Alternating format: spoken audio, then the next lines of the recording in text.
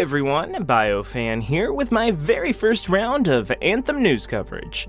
If you haven't already, be sure to hit that subscribe button and tap that bell next to it to stay up to date on all of Anthem's development.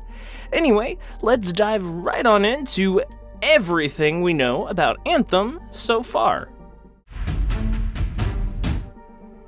Anthem began production in 2012, which means by the time of its release in the fall of 2018, it'll have been in development for 6, almost 7 years. So I'm kind of expecting a lot. Anthem is being made by BioWare's flagship studio in Edmonton, with significant support from its Austin studio as well. After showcasing gameplay at E3, Anthem director Jonathan Warner sat down for an interview with Jeff Keighley in which he revealed a bit more about the project. Most importantly, for all those who are concerned about Anthem's single-player experience, Warner confirmed that you can play the entire game without any other players. Totally solo, just yourself. Fort Tarsis, spelled like this, which was shown off in the presentation, was said to be a hub location for the game. The world in which Anthem takes place was described as savage, and that humanity was pretty low down on the food chain. As for the name, Warner explained that an anthem unifies a group of people. And speaking of Warner, he updated his Twitter banner with this lovely game environment shot. Corey Gasper, the lead designer on Anthem, offered reassurance over Twitter that the game was designed for a story-driven single-player experience or a co-op experience. Bringing other players into it is entirely optional and up to you. Gasper went further to say that the single-player experience is very important to the team at BioWare. BioWare General Manager Aaron Flynn also said not to worry in this regard, possibly pointing to not having to be online 100% of the time for the game to function as well.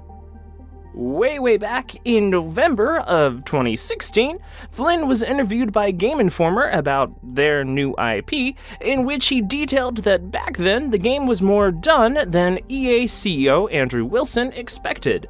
Flynn also explained that there will be familiar focus on storytelling and characters. Prior to its debut at E3, it was revealed in an EA shareholders meeting that Anthem would be pushed back to fiscal 2019, which fall of 2018 fits into, in order to further develop the live elements of the game, which I think it's pretty safe to assume it's that co-op thingamajig. Supposedly, this extension had nothing to do with the reception of BioWare's latest title, Mass Effect Andromeda. Speaking of Andromeda, back in May, Garrett Ross, the voice of Calo Jath, tweeted about getting to see a bit of Anthem, which led many to suspect that he could be voicing a character in the game. The composer for Anthem's music is Ted Reedy.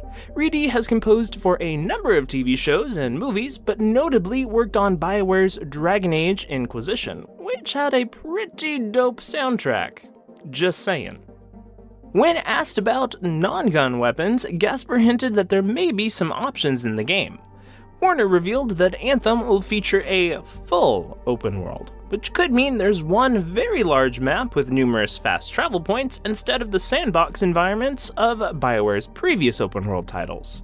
In some ways, you'll be able to see your character in third person outside of their suit. Yeah, I'm just as confused as you are about that.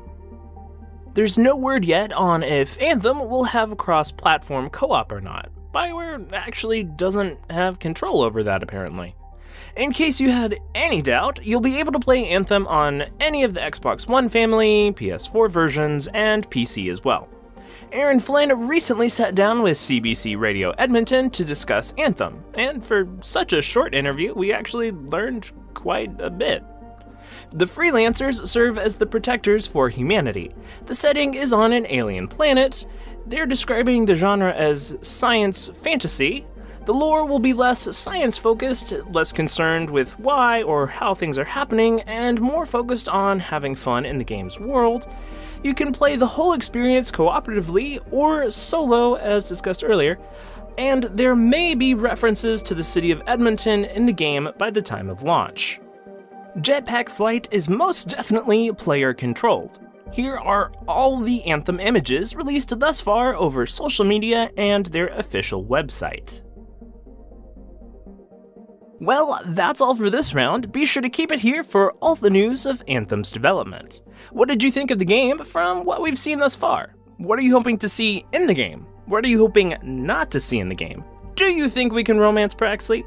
Tell me all about it down in the comments. I'd love to hear from you. For instant news coverage of BioWare games, feel free to follow me over on Twitter and other forms of social media, links to which can be found down in the video description. If you like my videos and would like to help support my channel, head on over to my Patreon page to donate.